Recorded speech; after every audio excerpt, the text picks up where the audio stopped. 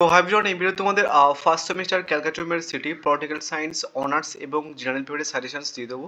So যাদের first semester 2025-এর পরীক্ষা হবে এবং যাদের পলিটিক্যাল সায়েন্স ডিএসসি 1 মানে মেজর 1 আছে বা মাইনর 1 আছে বা এমডিসি আছে, তারা সবাই সাজেশনটা ফলো করতে পারে। এই যে সিলেবাস রাজনৈতিক তথ্য ভিত্তিগত ধারণা, এই সিলেবাস থেকে টোটাল তোমাদের এইবারে 2025-এ টোটাল একটা দুটো তিনটে চারটে পরীক্ষা হবে, ঠিক আছে? তো চারটে পরীক্ষার দরুন সেম সিলেবাস থেকে তোমাদের কিন্তু কোশ্চেন্স অনেকগুলো পড়তে হতে পারে, আদারওয়াইজ কিন্তু তুমি কোশ্চেন পরীক্ষাতে ছেড়ে আসবে। অ্যান্ড এই সাবজেক্টের মডিউল 1 থেকে কমন পাওয়া গেলেও মডিউল 2 থেকে কিন্তু খুব একটা কমন পাওয়া যায় না। সো অলরেডি আমি তোমাদের 5 মার্কসের একটা ভিডিও পোস্ট করে দিয়েছি, যারা দেখোনি প্লেলিস্ট চেক করতে পারো, সেখানটায় প্লেলিস্ট বানানো রয়েছে। আদারওয়াইজ আমি এই ভিডিওটার কমেন্ট বক্সে বা ডিসক্রিপশানের লিঙ্ক দিয়ে দেবো। সো ভিডিওর শুরুতে আমি তোমাদের একটা ওভারভিউ বলে দিই যে কিভাবে এটাকে করবে। দেখো, প্রথমে তোমরা সবার প্রথমে 5 মার্কসের হচ্ছে কি, আমি তোমাদের কোশ্চেন প্যাটার্নটাও বলছি যে কীভাবে কী করতে হবে না হবে। টোটাল 5টা হচ্ছে কি যে 5 মার্কসের আসবে, ঠিক আছে? মানে মডিউল 1 এবং মডিউল 2 থেকে, ঠিক আছে? যে কোনো 3টে 5 মার্কসের প্রশ্ন অ্যান্সার্স করতে হবে এই যে সিলেবাস থেকে। এটা অনার্সদের। এবার অনার্সদের হচ্ছে কি যে চারটে 20 মার্কসের আসবে, যে কোনো দুটো 20 মার্কসের করতে হবে। চারটে 10 মার্কসের আসবে, যে কোনো দুটো 10 মার্কসের অ্যান্সার্স করতে হবে, ঠিক আছে? তাহলে এখানটায় 20 দুগুণে 40, 10 দুগুণে 20 এবং 15, 60 আর 75, তাহলে 75 মার্কস হচ্ছে। এটা অনার্সদের কোশ্চেন্স প্যাটার্ন। এবং জেনারেলদের কোশ্চেন্স প্যাটার্ন কি, সেটা হচ্ছে কি যে 5টি 5 মার্কসের আসবে, যে কোনো 3টে করতে হবে। মডিউল 1 থেকে 3টে 15 মার্কসের আসবে, যে কোনো একটা করতে হবে। দুটো করতে হবে। এবং মডিউল 2 থেকেও 15 মার্কসের 3টে আসবে, যে কোনো দুটো করতে হবে। তাহলে 30, 30, 60 আর 15, 75। সো জেনারেলদের কোশ্চেন প্যাটার্ন বলে দিলাম এবং অনার্সদের কোশ্চেন প্যাটার্ন বলে দিলাম। এই যে 5 মার্কসের জন্য এখান থেকে কি করবে সেটা একটুখানি ভালো করে শুনে নাও। প্রথমে তোমরা এই যে ওয়ার্ডসগুলো রয়েছে, মানে ক্ষমতা, কর্তৃত্ব, রাষ্ট্র, জাতি, সার্বভৌমত্ব, আইন, স্বাধীনতা, সাম্য, তাহলে কটা? একটা, দুটো, তিনটে, চারটে, পাঁচটা, ছটা, সাতটা, আটটা। এই 8টা মিনিমাম হচ্ছে কি তোমাদের হচ্ছে কি যে এই সমস্ত ওয়ার্ডসের ব্যাপারে, মানে ক্ষমতার ব্যাপারে একটুখানি মোটামুটি 5-7 লাইন পড়ে রাখলে, কর্তৃত্বের ব্যাপারে 5-7 লাইন পড়ে রাখলে, রাষ্ট্র বা জাতি বা সার্বভৌমত্ব এইসব ব্যাপারে 5-7 লাইন পড়ে রাখলে, এইগুলো করে রাখলে তোমাদের 5 মার্কসের এখান থেকে কোনো চিন্তা করতে হবে না। এই ওয়ার্ডসের ব্যাপারে জাস্ট অল্প একটু 5-7 লাইন করে পড়ে রাখবে। এমনিতেও সাজেশনসের মধ্যে আমি এই যে ক্ষমতা বা কর্তৃত্ব থেকে কোশ্চেন অ্যান্সার দিয়েছি, ওইগুলো 15 মার্কসের জন্য করে নিলে বা 20 মার্কসের জন্য করে নিলে বা 10 মার্কসের জন্য করে নিলে তোমার কিন্তু কভার হয়ে যাবে। এইগুলো থেকে 5 মার্কসের জন্য না করলেও চলবে কিন্তু, ঠিক আছে? আর একটা জিনিস বলে দিই এখান থেকে, যেহেতু আজকে মডিউল 1টা তোমাদের কভার করে দেবো, এখান থেকে একটা প্রশ্ন মাস্ট আসবে। এবার প্রত্যেকটা পোর্শনস থেকে আসবে, বাট এখান থেকে একটা আসবে। এই যে আন্তঃসম্পর্ক মানে কি, মানে একে অপরের সঙ্গে সম্পর্ক। তাহলে তুমি প্রিভিয়াস ইয়ারটা চেক করে নেবে, প্রিভিয়াস ইয়ারে যেটা এসছে, যে সম্পর্কটা এসছে সেটা কিন্তু এবার আর পড়বে না। তো তুমি একটু করে দেখে নেবে যে কোন সম্পর্কটা পড়ে গেছে। প্রথমে তুমি আইনের সাথে স্বাধীনতার সম্পর্ক এটা পড়বে, আইনের সাথে সাম্য সম্পর্ক এটা পড়বে। দুটো প্রশ্ন হয়ে গেল। নেক্সট স্বাধীনতার সঙ্গে আইনের সম্পর্ক এবং স্বাধীনতার সঙ্গে সাম্যের সম্পর্ক, আর দুটো প্রশ্ন। নেক্সট সাম্যের সঙ্গে স্বাধীনতা, স্বাধীনতা এই সাম্যের সঙ্গে আইন, দুটো প্রশ্ন, তো 6টা প্রশ্ন। এই যে 6টা প্রশ্নের মধ্যে মোটামুটি তোমাদের মাইনরদের মানে একটা বা দুটো দিতে পারে, এবং অনার্সদেরও একটা বা দুটো দিতে পারে, বা এমডিসিতে একটা কিন্তু দুটো দিতে পারে, সবার জন্য কিন্তু ইম্পর্টেন্ট।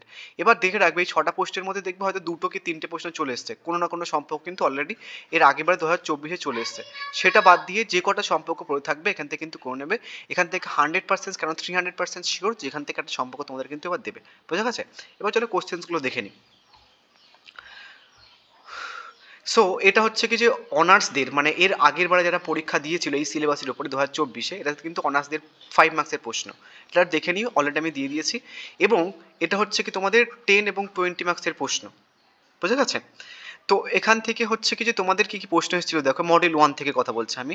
মডিউল 1 থেকে হচ্ছে কি যে তোমাদের মানে এই 4টে প্রশ্ন চলে এসেছিল মডিউল 1 থেকে, অনার্সদের এসেছিল এটা। একটুখানি দেখে নিও, ঠিক আছে?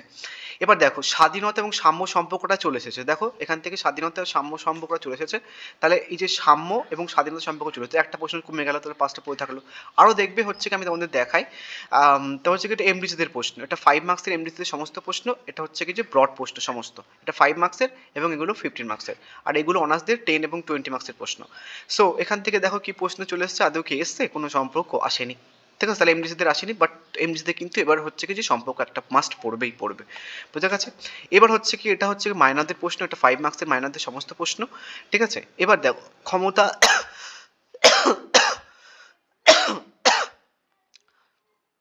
সরি, এবার দেখো আইন এবং সাম্য, আইন এবং সাম্য সম্পর্কটা চলে এসেছে। আইন এবং সাম্য সম্পর্কটা কিন্তু চলে এসেছে, আইন এবং সাম্য। তাহলে একটা প্রশ্ন কমে গেল, চারটে প্রশ্ন পড়ে থাকলো। এই চারটে প্রশ্ন খুব ভালো করে করবে। আর একটা জিনিস বলে দিই, আইন এবং সাম্য এবং সমতা, সাম্য এবং সমতা কিন্তু দুটো আলাদা জিনিস। তো সমতা এবং সাম্য দুটো একই ব্যাপার কিন্তু নয়। সেটার জন্য কিন্তু সাম্য এবং স্বাধীনতা সম্পর্কটা ইম্পর্টেন্ট, সমতা এবং স্বাধীনতা সম্পর্কটা কিন্তু ইম্পর্টেন্ট নয়। এবার তাহলে সমস্ত প্রশ্ন প্রিভিয়াস ইয়ারের প্রশ্ন দেখে দিলাম। এটা হচ্ছে কি যে মাইনারদের এর আগের বারে 2024-এর হচ্ছে কি যে মানে তোমার প্রশ্ন। এবার চলো সাজেশনসটা দেখে নিই। মডিউল 1 থেকে 5 মার্কসের কোন কোন প্রশ্নগুলো পড়বে। প্রথম প্রশ্ন হচ্ছে আইনের সংজ্ঞা দাও বা আইনের ধারণা, বা হচ্ছে আইনের উৎস বা আইনের প্রকৃতি এবং বৈশিষ্ট্য। এটা করে রাখবে খুব ভালো করে। অনার্সদের, এমডিসিদের বা মাইনরদের বা মাইনর 3দের কিন্তু এখান থেকে একটা প্রশ্ন মাস্ট পড়বে আইনের থেকে। এই সমস্ত কিন্তু করে রাখবে, আইনের সংজ্ঞা, আইনের ধারণা, আইনের উৎস বা আইনের প্রকৃতি বা বৈশিষ্ট্য। এবং এই প্রশ্নটা কিন্তু আমি তোমাদের 15 মার্কসের জন্য দিয়েছি, ঠিক আছে, অরিজিনালদের কথা বলছি। এবং অনার্সদের 10 বা 20 মার্কসের জন্য কিন্তু আমি রেখেছি। এবং এটা কিন্তু 15 মার্কসের ঘন্টা কভার হয়ে যাচ্ছে। নেক্সট হচ্ছে কি যে সাম্যের অর্থ লেখো, সাম্যের বিভিন্ন রূপ বা সাম্যের ভিত্তি, ঠিক আছে। নেক্সট নগরাষ্ট্র কি, রাষ্ট্রের যে কোনো 3টি বৈশিষ্ট্য লেখো। নেক্সট দেখো এখান থেকে একটা প্রশ্ন তোমাদের পড়বে, প্রশ্নটা বিভিন্নভাবে আসতে পারে। রাজনীতি ধারণা, রাষ্ট্রের বিজ্ঞান, রাজনীতি ধারণা রাষ্ট্রবিজ্ঞানের সঙ্গে সম্পর্ক, ক্ষমতা ধারণা রাষ্ট্রবিজ্ঞানের চর্চা কেন গুরুত্বপূর্ণ, রাজনীতি ধারণা, এটা কিন্তু আলাদা প্রশ্ন। এইগুলো এটা কিন্তু একটা আলাদা প্রশ্ন, ঠিক আছে। নেক্সট রাজনীতিতে ক্ষমতার গুরুত্ব, নেক্সট রাষ্ট্রবিজ্ঞানের প্রকৃতি ও পরিধি, নেক্সট হচ্ছে কি তোমার রাজনীতির মৌলিক একক লেখো। তো এখানে কিন্তু অনেকগুলো প্রশ্ন রয়েছে, তোমরা কিন্তু অল্প অল্প করে 5-6 লাইন করে একটুখানি একটুখানি করে পড়ে রাখবে, তাহলে কিন্তু ভালো হবে। নেক্সট ক্ষমতা কর্তৃত্ব কি, ইহাদের শ্রেণীবিভাগ ও বৈশিষ্ট্য বা পার্থক্য লেখো। এবং এই প্রশ্নটা কিন্তু আমাদের 15 মার্কসের জন্য ইম্পর্টেন্ট। নেক্সট হচ্ছে কি তোমার জনগণের সার্বভৌমিকতা বা সার্বভৌমিকতার দুটি বৈশিষ্ট্য বা সার্বভৌমিকতার পরিবর্তনের ধারণা, এটা কিন্তু 15 মার্কসের জন্য আমি কিন্তু রেখেছি, বা 10 বা 20 মার্কসের জন্য রেখেছি, বুঝা গেছে। নেক্সট জাতি ধারণা, জাতি ধারণা ও রাষ্ট্রের সঙ্গে সম্পর্ক, জাতি এবং রাষ্ট্রের সঙ্গে কিন্তু সম্পর্ক বিশাল ইম্পর্টেন্ট একটা প্রশ্ন। জাতীয় বৈশিষ্ট্য, এখান থেকে কিন্তু এই প্রশ্নটা আসার চান্স আছে। অনার্সদের না তো হচ্ছে কি যে এমডিতে তো মাইনারদের এই প্রশ্নটা পড়বেই পড়বে। নেক্সট আইন ও স্বাধীনতার মধ্যে সম্পর্ক লেখো। নেক্সট হচ্ছে কি তোমার বর্ণাত্মক আইন কি, আইনে দুটি সূত্র লেখো, আন্তর্জাতিক আইন বলতে কি বোঝো। নেক্সট স্বাভাবিক আইন বা স্বাভাবিক অধিকার বলতে কি বোঝো। নেক্সট অধিকার ও কর্তব্যের মধ্যে সম্পর্ক লেখো। নেক্সট হচ্ছে কি তোমার কর্তৃত্ব সম্পর্কে ওইবারই শ্রেণীবিভাগ আলোচনা করো। সাবেকি কর্তৃত্ব এবং সম্মোহিনী কর্তৃত্ব কি। নেক্সট হচ্ছে কি আইনের অনুশাসন। এবার টোটাল 5 মার্কসের জন্য আমি তোমাদের টোটাল 14টা মতো প্রশ্ন দিয়েছি। তুমি ভাবছো দাদা 3টে 15 মার্কসের আসতে হবে, 14টা করবো কেন? দেখো তোমাদের কিন্তু একটা সিলেবাসের উপর 4টে পরীক্ষা হচ্ছে, তো তোমাদের হচ্ছে কি যে কটা প্রশ্ন দেবে দেখো 4টে পেপারস মিলিয়ে, মানে টোটাল 4-5-20টা প্রশ্ন দেবে পরীক্ষাতে, সমস্ত 4টে পেপারস মিলিয়ে। এবার এই 20টা প্রশ্ন দেবে পরীক্ষাতে আসবে, আমি তোমাদের 14টা দিয়েছি। এই 14টা থেকে তোমরা কিন্তু সবাই কমন পেয়ে যাবে। মানে ফার্স্ট সেমিস্টারে 3টে পেপার, মানে হচ্ছে কিছু অনার্স, এমডিসি, মাইনর, এদেরও কিন্তু 5 মার্কস এখান থেকে কমন পেয়ে যাবে। এবং শুধু কমন পাবে তা নয়, তোমাদের 5 মার্কসে টোটাল 3টে লিখতে হয়। তুমি যদি এই সমস্ত 14টা প্রশ্ন করে যাও তাহলে কিন্তু 3টেই কমন পেয়ে যাবে এখান থেকে। তোমাদের মডিউল 2 না করলেও চলবে, বুঝা গেছে। সেই জন্য সেই কথাটা মাথায় রেখে কিন্তু এতগুলো প্রশ্নটা দেওয়া, বুঝা গেছে। নেক্সট এবার মডিউল 1-এর 15 মার্কসের প্রশ্নগুলো দেখে নাও। অনার্সদের হচ্ছে কি যে এই প্রশ্নগুলো কিন্তু 15 মার্কসের, 10 মার্কসের এবং 20 মার্কসেরও কিন্তু আসতে পারে, বোঝা গেছে। প্রথম প্রশ্ন হচ্ছে কি যে বিরোধ পরিচালনা ও নিরসন রাজনীতির মূল লক্ষ্য, বিবৃতি ব্যাখ্যা করো। বিশাল ইম্পর্টেন্ট প্রশ্ন। অথবা দিয়ে দিয়েছি, তুমি কি মনে করো রাজনীতি ধারণা বিরোধ অবিচ্ছেদ্যভাবে যুক্ত, যুক্তিসহ উদাহরণ দাও। নেক্সট কোশ্চেনটা ঘুরে আসতে পারে, রাজনীতি হলো মতবিরোধ বা দ্বন্দ্ব ও সংঘাত, ধারণাটি ব্যাখ্যা করো। প্রশ্নটা কিন্তু অনেকভাবে ঘুরে আসতে পারে। এই সমস্ত প্রশ্ন তুমি অন্য কোনো ইউটিউব চ্যানেলে পাবে না। কপি করলে এবার কিন্তু অনেক বড় একটা স্টেপ নেবো আমি, মানে পুরো মেরে ফেলে দেবো অ্যাকচুয়ালি।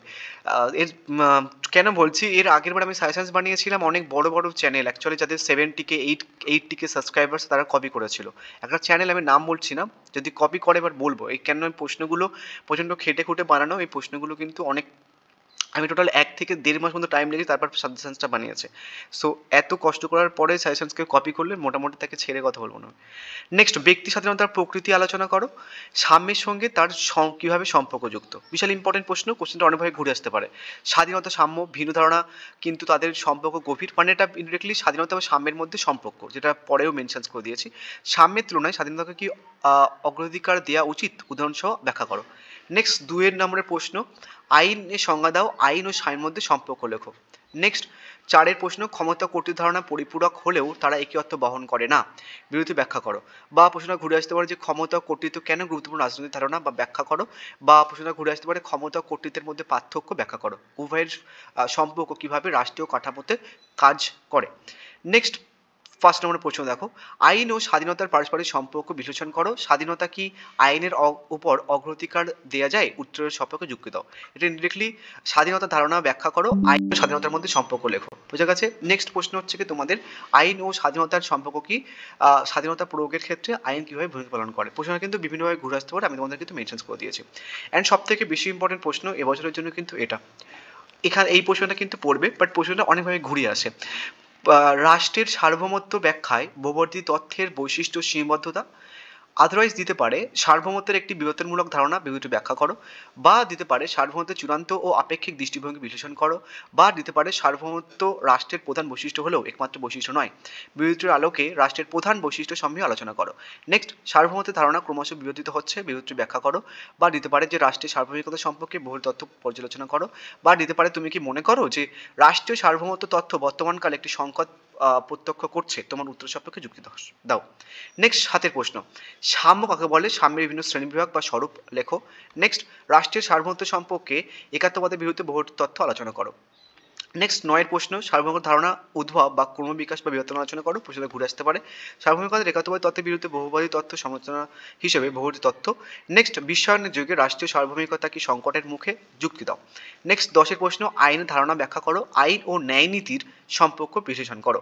নেক্সট 12 নম্বর প্রশ্ন, আধুনিক রাষ্ট্রে আইন ও স্বাধীনতা এবং সাম্য কিভাবে পরস্পর পরিপূরক। এটা কিন্তু কম্বাইন করে দিয়েছি, আইন, স্বাধীনতা, সাম্য কিন্তু কম্বাইন করে তোমাদের আসতে পারে। বোঝা গেছে? দেখে নিও অথবা প্রশ্নটা।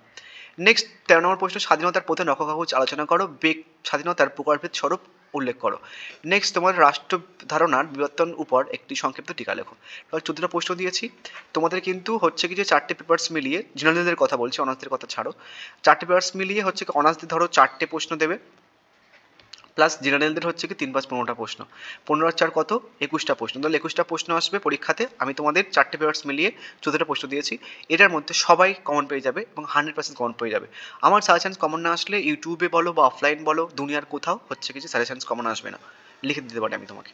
So thank you. নেক্সট ভিডিওতে আমি তোমাদের মডেল 2 থেকে সাজেশন দিয়ে দেবো। যারা নোটস কিনতে চাইছো এই দুটো নাম্বারে হোয়াটসঅ্যাপ করে নিতে পারো। তোমাদের পলিটিক্যাল সায়েন্স নয়, শুধু নয়, সমস্ত সাবজেক্টে তোমাদের আর্টসের মানে পলিটিক্যাল সায়েন্স, হিস্ট্রি, তারপর হচ্ছে কিছু মাইনর, মেজর সমস্ত পেপারসের নোটস পেয়ে যাবে। আইডি পেপারসের সমস্ত পেপারসের নোটস পেয়ে যাবে, ইংলিশ প্লাস বাংলা ভার্সনে পাবে।